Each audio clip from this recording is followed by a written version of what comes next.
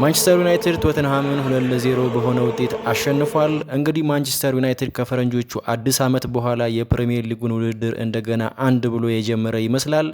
በተከታታይ 4 ጨዋታዎችን አሸንፎ ወደ ሻምፒዮንስ ሊግ ውድድር ለመመለስ የሚያደርገውን ግስጋሴ በማስቀጠል 12 ነጥቦችን በመሰብሰብ በፕሪሚየር ሊጉ ቀዳሚ የሆነው ክለብ በማይክል ካሪክ አሰልጣኝነት ስር ያለው ዩናይትድ ብቻ ነው። ከፈረንጆቹ አዲስ ዓመት በኋላ ባደረጋቸው 7 ጨዋታዎች ውስጥ በአንድም ጨዋታ አልተሸነፈም። ይህም በፕሪሚየር ሊጉ ለብቻው የያዘው ያለመሸነፍ ሪከርድ ነው። ሰላም የተወደዳችሁ የማርከው ፉትቦል ስቱዲዮ ቤተሰቦች እንደታላችሁ። በዛሬው ዝግጅት ማንቸስተር ዩናይትድ እና ቶተንሃም ያደረጉትን ጨዋታ እንዲሁም ሌሎች ተያያዥ ጉዳዮችን እያነሳን እንቆያለን። ስለዚህ ቻናሉን ሰብስክራይብ እያደረጋችሁ አብራችሁኝ ትቆዩ ዘንድ በአክብሮት እጋብዛለሁ። እንግዲህ ማንቸስተር ዩናይትድ እና ቶተንሃም ያደረጉት ጨዋታ በግዙፉ ስቴዲየም በኦልድ ትራፎርድ የተደረገ ሲሆን ዩናይትድ በከፍተኛ የጨዋታ ብልጫና የኳስ ቁጥጥር 2-0 በሆነ ውጤት ማሸነፍ ችሏል። እንደተመለከትነው ጨዋታው ከመጀመሩ በፊት በኦልድ ትራፎርድ ደማቅና ለየት ያለ ፕሮግራም ነበር። በማንቸስተር ዩናይትድ ታሪክ ውስጥ የማይረሳውና ሁልጊዜ የሚታወሰው በ1958 ተከስቶ የነበረው የሙኒክ አውሮፕላን አደጋ በደማቅ ሁኔታ መታሰቢያ ተደርጎለታል። ይህንንም በማስመልከት በኦልድ ትራፎርድ ቴክ ሚ ሆም ዩናይትድ ሮድ የሚለው የዩናይትድ መዝሙር ከፍ ብሎ እየተሰማ ነበር። እንዲሁም ዩል ኔቨር ዳይ የሚል ጥቁርና ነጭ ባንዲራ በደጋፊዎች እጅ ላይ ሲውለበለብ ተመልክተናል። ለወትሮው በቀዩ የዩናይትድ ባንዲራ ይደምቅ የነበረው ስትሬትፎርድ ኢንድ በትናንቱ ጨዋታ ላይ የዩናይትድ ባንዲራ ዝቅ ብሎ ዘ ፍላወር ኦፍ ማንቸስተር የሚል ጽሑፍ የታተመባቸው ስካርቮች ከፍ ብለው ተመልክተናል። ስለ ሙኒክ አውሮፕላን አደጋና በዚያን ጊዜ ሕይወታቸውን ስላጡ የዩናይትድ ወጣት ተጫዋቾች መታሰቢያ ይሆን ዘንድ አሰልጣኝ ማይክል ካሪክ እና ቶማስ ፍራንክ የአበባ ጉንጉን በሜዳው ጠርዝ ላይ ሲያስቀምጡም ታይተናል። በቅጽል ስማቸው በዝቢስ ቤቢ ተብለው የሚጠሩት የበዝቢ ልጆች ፎቶቸው በብላክ ብለርድ ሆኖ በከፍታ ሲታይ የተመለከተበት አጋጣሚም ነበር። ስለዚህ ይህንን ጨዋታ ማሸነፍ ብዙ ትርጉም ስለነበረው ማንቸስተር ዩናይትድ ጨዋታውን የጀመረበትና የጨረሰበት መንገድ ፍጹም የሚያምርና የተለየ ነበር። ጨዋታውንም ለማሸነፍ የነበረው ፍላጎትና ጥረት በሁሉም ተጫዋቾች ላይ በግልጽ ይታይ ነበረ። እስኪ በጨዋታው ላይ የነበሩትን አንዳንድ ሞመንቶች የሚያስታውስ የፒተር ድሩሪን የድምፅ ሪከርድ ሰምተን እንመለስ።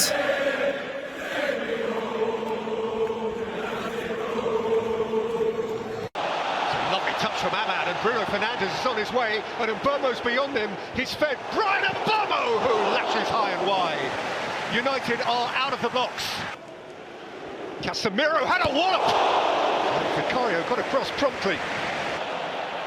Dalot, Ahmad is outside of him. Inside of him there was Cunha. He tight at his back, and Mbeumo's going back for more. Ahmad, Dalot's gone outside of him. Ahmad, Fernandes. Romero in ruggedly, but it's comes to Kobbie Mainoo. The whistle's already gone, and he's off. Casemiro is feeling the full weight of the challenge, and a nasty feeling, and Tottenham are down to 10. Cunha. By Simons, one again by Cunha for Fernandes. Got a small deflection which was just sufficient to steer it wide. Fernandes went short for Mainoo, set back for Mbeumo! Immaculate execution, and Manchester United lead. How pleased they are with themselves. Rehearsed and carried out to perfection. Mbeumo wanted to leave it behind for Casemiro. Fernandes can play it back in.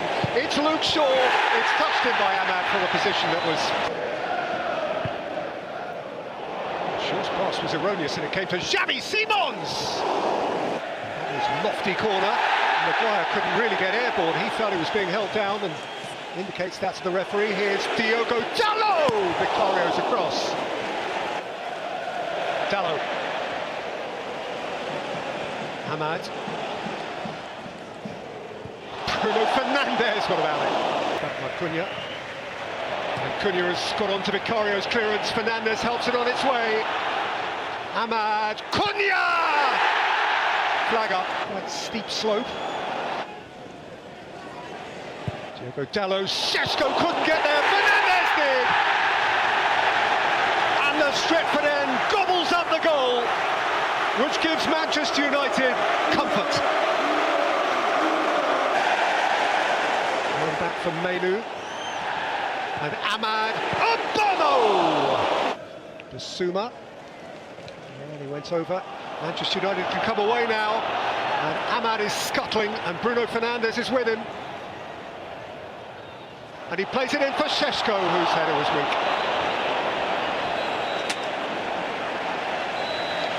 And that's that. And still, Michael Carrick can do no wrong. Winning for Manchester United is becoming a very happy habit. Helped on their way by Romero's dismissal. Obomo 1-0. Bruno Fernandes 2-0. Spurs still without a win in the Premier League in 2026. For Manchester ተመልሰናል። እንግዲህ ዩናይትድ ይሄንን ጨዋታ በማሸነፉ ለተገኘው ድል ብዙ ትርጉም መስጠት ይቻላል። ለምሳሌ በ1958 በሙኒክ አውሮፕላን አደጋ ህይወታቸውን ላጡት የዩናይትድ ተጫዋቾች ትልቅ የድል መታሰቢያና እንዲሁም ለደጋፊው የሚገባውን ሽልማት መስጠት ችሏል። ሌላው ከጥቅምት 2022 ወደዚህ በማንኛውም ውድድር ላይ ዩናይትድ ስፐርስን አንድም ጊዜ ማሸነፍ አልቻለም ነበር። ስለዚህ ባለፉት ዓመታት በቶተንሃም ለተወሰደበት ብልጫ ተገቢውን መልስ እየሰጠበት ትልቅ ጨዋታ ነበረ። እንዲሁም በደረጃ ሰንጠረዡ ቶፕ 4 ላይ ሆኖ ለመቆየትና በሻምፒዮንስ ሊግ ውድድር ለመሳተፍ እድሉን ያጠናከረበት ሌላ ትርጉም ያለው ጨዋታ ነበር። እንግዲህ ማንቸስተር ዩናይትድ በማይክል ካሪክ ስር እያሳየ ያለውን አስደናቂ አጀማመር በአራት ተከታታይ ጨዋታዎች ላይ 4 ድሎችን በማስመዝገብ ቀጥሏል። ይህም ድል የካቲት 2024 ላይ በአሰልጣኝ ኤሪክ ቴን ሃግ ስር ተመዝግቦ ከነበረው ድል በኋላ 4 የሊግ ጨዋታዎችን በተከታታይ በማሸነፍ ለመጀመሪያ ጊዜ የተመዘገበ ድል ሆኗል። የማይክል ካሪክ ማንቸስተር ዩናይትድ እስካሁን ባደረጋቸው 4 ጨዋታዎች ላይ ከ2 በላይ ጎሎችን በማስቆጠር ተጋጣሚዎችን ማሸነፍ መቻሉ ሌላው ማንሳት ያለብን ጉዳይ ነው። ማንቸስተር ሲቲን 2-0፣ አርሰናልን 3-2፣ ፉልሃምን 3-2፣ ቶተንሃምን 2-0 በአጠቃላይ 10 ጎሎችን አስቆጥሮ 4 ጎል ብቻ ተቆጥሮበት 2 ክሊንሺቶችን በማስጠበቅ ጨዋታውን ማሸነፍ ችሏል ማይክል ካሪክ። ሌላው ማንሳት ያለብን ጉዳይ ሁለቱ አሰልጣኞች ማለትም ማይክል ካሪክ እና ቶማስ ፍራንክ የተጠቀሙትን አሰላለፍና በጨዋታው ላይ የተመዘገቡትን ቁጥራዊ መረጃዎች ይሆናል። እንግዲህ ማይክል ካሪክ የተለመደውን 4-2-3-1 አሰላለፍ ይዞ ነው ወደ ሜዳ የገባው። በአንጻሩ ቶማስ ፍራንክ 3-4-2-1 አሰላለፍን ተጠቅሟል። እንግዲህ ማንቸስተር ዩናይትድ የሚጫወተው በሜዳው ስለሆነ እንዲሁም በተጫዋች ቁጥር የአንድ ሰው አድቫንቴጅ ስለነበረው ሙሉ በሙሉ የጨዋታ ቁጥጥርና ብልጫ የታየበትን እንቅስቃሴ ማድረግ ችሏል። በእርግጥ ቶተንሃሞች ክርስቲያን ሮሜሮ በቀይ ካርድ እስኪወጣ ድረስም ቢሆን በጨዋታው ላይ ያን ያህል ተጽዕኖ መፍጠር አልቻሉም ነበር። ምክንያቱም ስፐርሶች ኳስ ሲያገኙ በረጅሙ ወደፊት በመጣል ዶሚኒክ ሶላንኬንና ኦዱቤርትን ለመጠቀም ከመሞከር ውጪ በዩናይትድ የመጨረሻው የሜዳ ክፍል ላይ አደጋ መፍጠር አልቻሉም ነበር። እንግዲህ እንደተመለከትነው በመጀመሪያዎቹ 10 ደቂቃዎችና በአብዛኛው የጨዋታው ክፍለ ጊዜ በሁሉም ቁጥራዊ መለኪያዎች ዩናይትድ ፍጹም የበላይነትን አሳይቷል።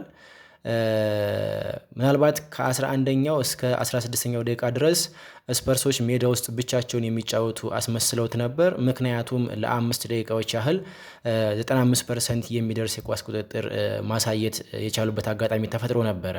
እንግዲህ በጨዋታው መጨረሻ ላይ የተመዘገበውን የኳስ ቁጥጥር ወይም ቦል ፖዚሽን ስንመለከት ማንቸስተር ዩናይትድ 65% የኳስ ቁጥጥር ነበረው። በሌላ በኩል ቶተንሃም ስፐርስ 35% የኳስ ቁጥጥር ማስመዝገብ ችለዋል። ማንቸስተር ዩናይትድ አጠቃላይ 634 የኳስ ቅብብሎችን አድርጓል። ከነዚህም ውስጥ 90% የተሳካ ቅብብሎች ነበረ። በሌላ በኩል ስፐርሶች 335 ቅብብሎችን አድርገው ማሳካት የቻሉት 82%ን ብቻ ነበር።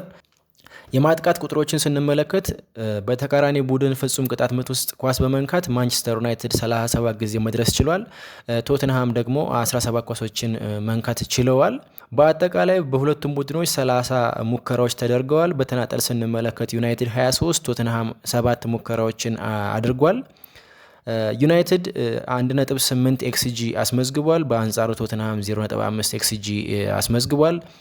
እንግዲህ እንደ ሙከራው ብዛት ማንቸስተር ዩናይትድ ኤክስጂው ከፍ ማለት ነበረበት። ነገር ግን አብዛኞቹ ሙከራዎች ከሳጥን ውጭ ስለነበሩ ኤክስጂውን ዝቅ እንዲል አድርጎታል። ለምሳሌ ከ23ቱ ሙከራዎች 13ቱ ከሳጥን ውጭ እንዲሁም 3ቱ ደግሞ ከሳጥን ውስጥ የተደረጉ ሙከራዎች ስለነበሩ ዩናይትድ ያስመዘገበው ኤክስጂ ዝቅ እንዲል ምክንያት ይሆናል ማለት ነው። እንግዲህ በዩናይትድ በኩል ወደ 10 የሚጠጉ ኢላማቸውን የጠበቁ ሙከራዎች ተደርገዋል። ከነዚህም ከ10 ሙከራዎች ውስጥ 2ቱ ጎል ሆነው መቆጠር ችለዋል። ስለዚህ ይህም የተቆጠረው 2 ጎል ካስመዘገበው የ1.8 ኤክስጂ ጋር ተመጣጣኝ ይሆናል ማለት ነው። እንግዲህ በአንጻሩ ቶተንሃም አንድ ኢላማውን የጠበቀ ሙከራ ብቻ ነው ማድረግ የቻለው በዚህ ጨዋታ። የተሰለፉትን በረኞች ተሳትፎ ስንመለከት የቶተንሃሙ በረኛ ቪካሪዮስ 8 ኢላማቸውን የጠበቁ ሙከራዎችን አድኗል። የዩናይትዱ በረኛ ሴኖ ለመንስ አንድ ኢላማውን የጠበቀች ሙከራ ሴቭ በማድረግ በውድድር ዓመቱ ለራሱና ለክለቡ ዩናይትድ ሶስተኛውን ክሊንሺት ማስመዝገብ ችሏል። እንግዲህ የትናንቱን ጨዋታ ስንመለከተው ከማንቸስተር ሲቲ ጋር ከነበረው ጨዋታ ጋር በደንብ ይመሳሰላል ወይም ያንን ጨዋታ ያስታውሰናል። ምክንያቱም ማንቸስተር ዩናይትድ ሲቲን ባሸነፈበት ጨዋታ ማንቸስተር ሲቲ በቂ የሆነ እድል መፍጠርና ኢላማቸውን የጠበቁ ሙከራዎችን ማድረግ አልቻለም ነበር። እንግዲህ የትናንቱ ጨዋታ ዩናይትድ ከመጀመሪያው የፍሽካ ድምፅ ጀምሮ እስከ ፍጻሜው ድረስ ማጥቃትን ብቻ መሰረት በማድረግ የስፐርስን በረኛና ተከላካይ ረፍት አልባ በማድረግ የተጠናቀቀ ጨዋታ ነበረ። በእርግጥ ጨዋታው ከ2-0 በላይ ማለቅ ይችል ነበር። ምክንያቱም የቶተንሃም በረኛ ካዳናቸው ሙከራዎች ውጪ በትንሽ ማርጂን ኦፍሳይድ ተብለው የተሻሩት የኩኛና የአማድ 2 ጎሎች ቢቆጠሩ ኖሮ አሁን የምናወራው ስለ 2-0 ጨዋታ ሳይሆን 4-0 ስላለቀ ጨዋታ ይሆን ነበር ማለት ነው። እንግዲህ ማንቸስተር ዩናይትድ ከገጠማቸው ክለቦች አንጻር ለተከታታይ 4 ጨዋታዎች ብዙ ድሎችን መፍጠርና ማሸነፍ መቻሉ እጅግ አስደናቂና ጥሩ ጅማሬ ነው። በዚህም አጋጣሚ ለማይክል ካሪክ 10 ከ10 ሬቲንግ መስጠት ያስፈልጋል ብዬ አስባለሁ። ምክንያቱም ማይክል ካሪክ እስካሁን የዩናይትድ አሰልጣኝ ሆኖ በመራቸው ጨዋታዎች ከ7ቱ 6ቱን አሸንፎ በአንዱ አቻ በመውጣት ያለመሸነፍ ሪከርድ ያለው አሰልጣኝ ነው። እንደምናስታውሰው በዚህ ዓመት የፔፕ ጋርዲዮላን ቡድን፣ የአርቴታን ቡድን፣ የማርኮ ሲልቫን ቡድን እንዲሁም የቶማስ ፍራንክን ቡድን ማሸነፍ ችሏል። ሌላው ከዚህ ቀደም ጊዜ አሰልጣኝ ሆኖ በመራቸው 3 ጨዋታዎች ላይም የኡናይ ኤምሬን ቪላሪያል፣ በፕሪሚየር ሊጉ ደግሞ የአርቴታን አርሰናልና የቶማስ ቱሂልን ቼልሲን ገጥሞ አልተሸነፈም ነበር። ሁለቱን አሸንፎ ከቼልሲ ጋር አቻ የተለያየበት አጋጣሚ አይረሳም። ሌላው የተጫዋቾችን እንቅስቃሴ እንመለከታለን። እንግዲህ በዩናይትድ በኩል አጠቃላይ ሁሉም ተጫዋቾች ምርጥ ነበሩ። ነገር ግን ካዘሚሮ፣ ኤምብሞ፣ ብሩኖ፣ ኮቢ ሜይኖ እና አሌሳንድሮ ማርቲኔዝ ስፔሻል ፍላወር ይገባቸዋል። ካርሎስ ካዘሚሮ ለዩናይትድ ከፈረመ በኋላ በትናንትናው ጨዋታ ለ100ኛ ጊዜ መሰለፍ ችሏል። በጨዋታው ላይም ከፍተኛና የጎላ አስተዋጽኦ ነበረው። በተለይ በመከላከሉ፣ በማጥቃቱ፣ ኳስ በማደራጀት አደጋዎችን ቀድቦ ማንበብ የተዋጣለት እንቅስቃሴ ነበር ያደረገው። ክርስቲያን ሮሜሮ ካዘሚሮ ላይ በሰራው አደገኛ ጥፋት በቀይ ካርድ ተሰናብቷል። ይሄም አጋጣሚ ሮሜሮ በቶትንሃም ቆይታው ለ6ኛ ጊዜ በቀይ ካርድ ከሜዳ የተሰናበተበት አጋጣሚ ነበር። ሌላው መነሳት ያለበት ተጫዋች ትልቁና የማይደክመው ተፈጥሯዊ ማሽን ብሪያን ኤምብሞ ነው። እንግዲህ ኤምብሞ በትናንትናው ጨዋታ 9ኛ የፕሪሚየር ሊግ ጎሉን በዩናይትድ መለያ ማስቆጠር ችሏል። በሊጉ አጠቃላይ የጎል ተሳትፎውንም 10 ማድረስ ችሏል።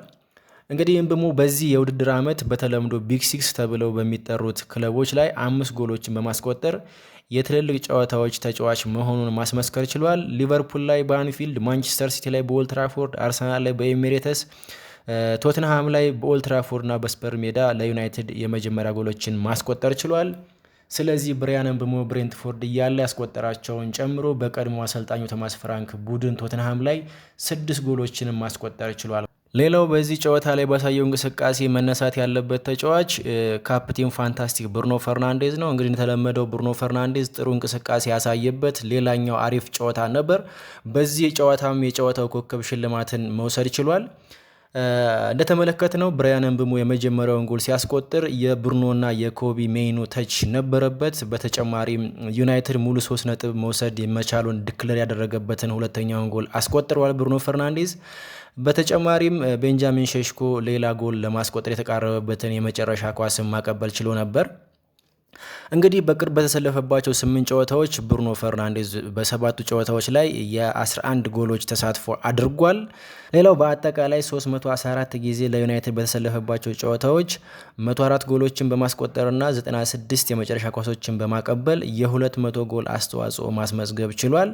እንግዲህ በጥቂት ጨዋታዎች 200 የጎል ተሳትፎ ላይ መድረስ የቻለው ዋይን ሮኒ ብቻ ነው። ሮኒ በ295 ጨዋታዎች ነበር 200 ጎል አስተዋጽኦ ላይ መድረስ የቻለው። ስለዚህ ብሩኖ ሁለተኛው ተጫዋች መሆን ችሏል ማለት ነው በዩናይትድ ታሪክ። ሌላው መነሳት ያለበት ተጫዋች ወጣቱና ተስፈኛው ኮቢ ሜይኖ ነው። ኮቢ ሜይኖ በጨዋታው ላይ ያደረገው አስተዋጽኦ እጅግ ብዙ ቢሆንም የመጀመሪያው ጎል ሲቆጠር የነበረውን እንቅስቃሴ በጣም ማድነቅ ይገባል።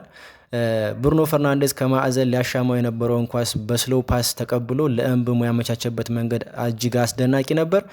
እንግዲህ ከሩበን አሞሪም ስንብት በኋላ በአራቱም ጨዋታዎች ላይ ሙሉ 90 ደቂቃ በመጫወት 2 ለጎል የሚሆኑ ኳሶች ማቀበል ችሏል። ሌላው መነሳት ያለበት ተጫዋች ሊሳንድሮ ማርቲኔዝ ነው። እንግዲህ ሊሳንድሮ ማርቲኔዝ እንደ ተከላካይ ብቻ ሳይሆን እንደ አማካኝ ጭምር መታየት ያለበት ተጫዋች ነው ብዬ አስባለሁ። ምክንያቱም ኳስ ሲይዝ ያለው በራስ መተማመንና መረጋጋት በጣም አስደናቂ ተጫዋች ስለመሆኑ ትልቅ ምስክር ነው። በትናንትናው ጨዋታ ሜዳ ውስጥ ከነበሩት ከሁሉም ተጫዋቾች በላይ ብዙ ኳሶችን የነካውና ያቀብለው ተጫዋች ሊሳንድሮ ማርቲኔዝ ነበር። ወደ 103 አካባቢ ኳሶችን መንካት ችሏል። 97 የተሳኩ ኳሶችን አቀብሏል። 21 ኳሶችን ወደ ስፐርስ ሶስተኛው የሜዳ ክፍል ወይም ፋይናል ሰርድ ተብሎ ወደሚጠራው ክፍል ኳሶችን ማቀበል ችሏል። ሌላው ማንሳት ያለብን ጉዳይ ዩናይትድ ካለፉት የቅርብ ዓመታት ፐርፎርማንሱ አንጻር ምን ያሻሻለው ነገር አለ የሚለውን ይሆናል። እንግዲህ አጠቃላይ ኤክስፔክትድ ጎልስ ኤክስጂ 44.9 በማስመዝገብ በሊጉ አንደኛ ነው። አጠቃላይ 46 ጎሎችን በማስመዝገብ በሊጉ ከሲቲና ከአርሰናል ቀጥሎ ሶስተኛ ነው። አጠቃላይ 44 ነጥቦችን በማስመዝገብ በሊጉ አራተኛ ደረጃ ነው። አጠቃላይ 301 ሙከራዎችን በማድረግ በሊጉ አንደኛ ነው። ሌላስ ምን ነገሮችን አሻሻለ ብለን ካነሳን ባለፉት ዓመታት ለማሸነፍ የከበሩትን ክለቦች በዚህ ዓመት ማሸነፍ ችሏል። ለምሳሌ ሊቨርፑልን ወደ አንፊልድ በመጓዝ ከ10 ዓመት በኋላ አሸንፏል። አርሰናልን ኤሚሬትስ ላይ ከ9 ዓመት በኋላ አሸንፏል። ቶተንሃምን በሜዳው ኦልትራፎርድና ከሜዳው ውጪ ከ2022 በኋላ በ8 ጨዋታዎች ላይ አንድም ጨዋታዎችን ማሸነፍ አልቻለም ነበር። ለዚህም በትናንትናው ጨዋታ አስተማማኝ ምላሽ መስጠት ችሏል።